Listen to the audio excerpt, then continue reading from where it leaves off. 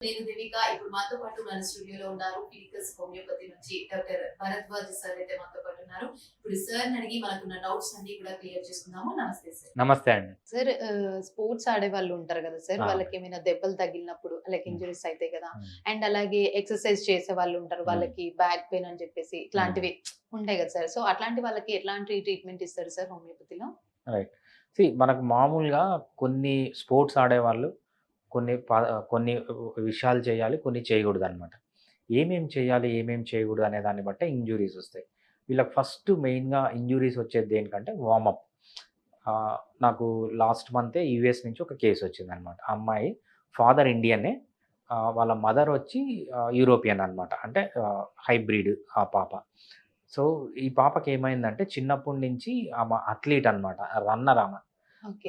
అంటే 10 kilometres, 20 kilometres sprint చేసేదనమాట. Long run చేసేదనమాట. అటువంటి స్పోర్ట్స్ ఉమెన్. సో, చాలా స్ట్రాంగ్‌గా ఉంటుంది. చూడ్డానికి బానే ఉంటుందనమాట. ఈమెకి ఇంజ్యూరీ అయింది. ఏమి ఇంజ్యూరీ అయింది? లిగమెంట్ ఇంజ్యూరీ అయింది. అంటే మన కాళ్ళల్లో హ్మ్. బోన్స్ ఉంటాయి కదా! 2 బోన్స్‌ని పట్టి పెట్టే ఆహ్, ఆహ్, టిష్యూని మనం లిగమెంట్ అంటామనమాట. ఆ ఓకే. లిగమెంట్ ఇంజ్యూరీ అయింది. లిగమెంట్ ఇంజ్యూరీ అయితే దానికి ట్రీట్మెంట్ లేదనమాట. యూఎస్‌లో మల్టిపుల్ సర్జరీస్ అయిపోయి మొత్తం తిరిగారు. ఎక్కడ సెట్ కావట్లేదు. లాస్ట్ ఫైనల్‌గా చూసి యూఎస్ నుంచి ఇండియాకొచ్చారు నన్ను కలవడానికి. నేను హిస్టరీ మొత్తం తీశాను. హిస్టరీ మొత్తం తీస్తే నాకు అర్థమైంది ఏంటి అంటే, ఆమె వార్మప్ అనేది సరిగ్గా చేయట్లేదు. వార్మప్ అంటే ఏంటంటే, మనం ఒక ఎక్సర్సైజ్ చేసే ముందు మన బాడీని రెడీ చేయాలనమాట. ఆ ఓకే. వార్మప్ అనేది ఒక వెరైటీగా చేయాలి. ఏ వార్మప్ పడితే ఆ వార్మప్ చేయకూడదు. చాలామంది స్పోర్ట్స్ ఆడేవాళ్ళేంటంటే, ఎవరైతే వాళ్ళ ఇన్‌స్ట్రక్టర్స్ ఉంటారో, వాళ్ళకి ఎటువంటి మెడికల్ నాలెడ్జ్ ఉండదు. ఎటువంటి మూవ్‌మెంట్స్ అంటే అటువంటి మూవ్‌మెంట్స్ చేస్తారు. రాంగ్ చేస్తారు. మూవ్‌మెంట్స్ చేస్తారు. హ్మ్. ఆ మూవ్‌మెంట్స్ చేయడం వల్ల ఏంటంటే, ఈ ప్రాబ్లమ్స్ అన్నీ వస్తుంటాయి. ఫస్ట్ వార్మప్ అనేది ఇంపార్టెంట్. ఓకే. వార్మప్ చేసి స్పోర్ట్స్‌లోకెళ్ళాలి. వార్మప్ చేయకపోతే ఇంజ్యూరీస్ వస్తాయన్నమాట. నెక్స్ట్ ఏంటంటే, నేను జిమ్‌కెళ్తాను. మణికొండలో మనకు ఒక జిమ్ ఉంటది. ఓకే. జిమ్‌కెళ్తాను. అక్కడ ఒకతనొస్తాడు. ఆయన రోజుకి డిఫరెంట్, డిఫరెంట్ ఎక్సర్‌సైజెస్ చేస్తాడు. చాలా హార్డ్‌గా ఎక్సర్‌సైజెస్ చేస్తాడనమాట.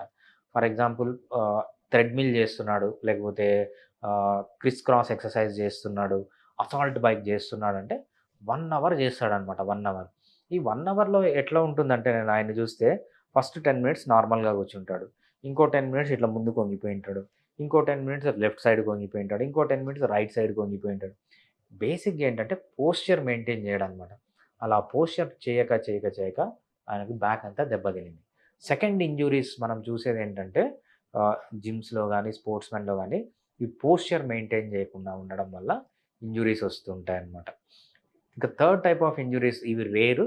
ఓవర్‌గా చేయడం వల్ల అంటే కావాల్సిన వెయిట్ కంటే ఎక్కువ వెయిట్ వీళ్ళు 50 కేజెస్ ఎత్తగలరనుకో, 75 కేజెస్ ఎత్తడము. ఇటువంటివి చేసినప్పుడు కూడా ఇంజ్యూరీస్. ఇది third type of injuries.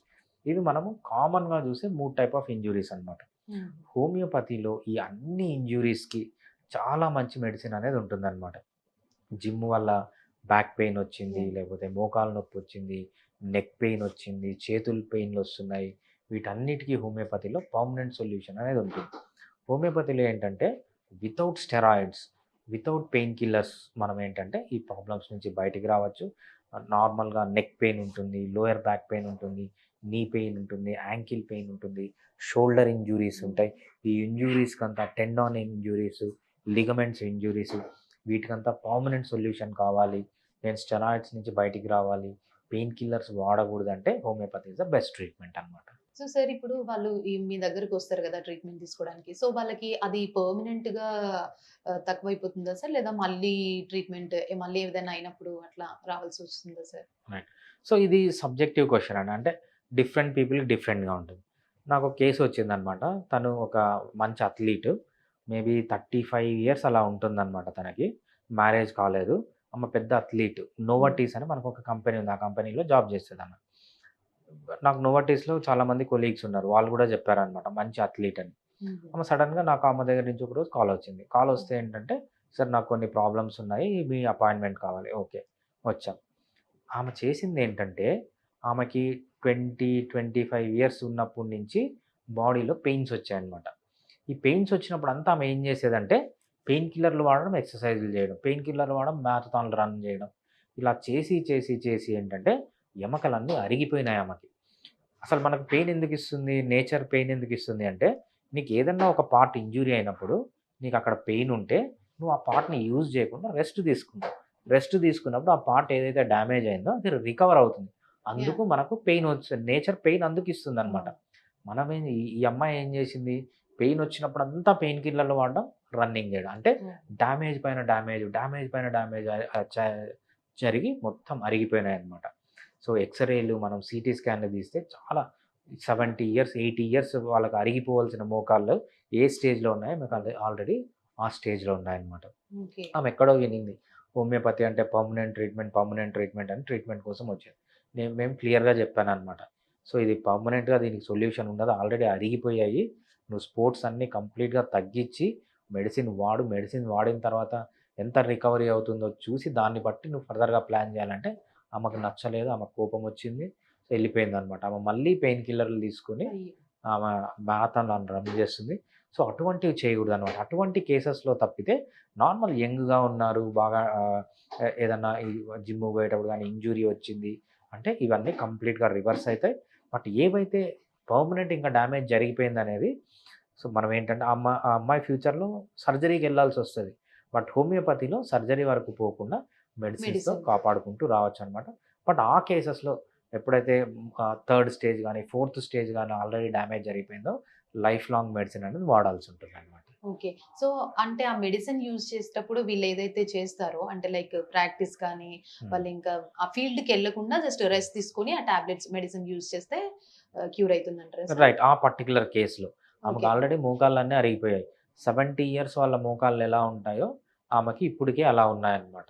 So, 70 years వాళ్ళు పరిగెత్తచ్చా? పరిగెత్తకూడదు. ఇంకా ఫర్దర్‌గా దెబ్బతింటాయి. వాళ్ళు చేయాల్సిందేంటి? రెస్ట్ తీసుకోవాలి.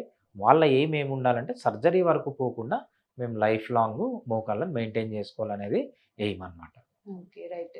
సో, చూసారు గదండీ! చాలా మందికి ఇంజ్యూరీస్ అయితుంటాయి. స్పోర్ట్స్ మ్యాన్స్‌కి కానీ, అలాగే మన జిమ్‌కి వెళ్ళే వాళ్ళకి బ్యాక్ పెయిన్ అని జెప్పేసి, నీస్ పెయిన్స్ ఇవన్నీ ఉంటాయి.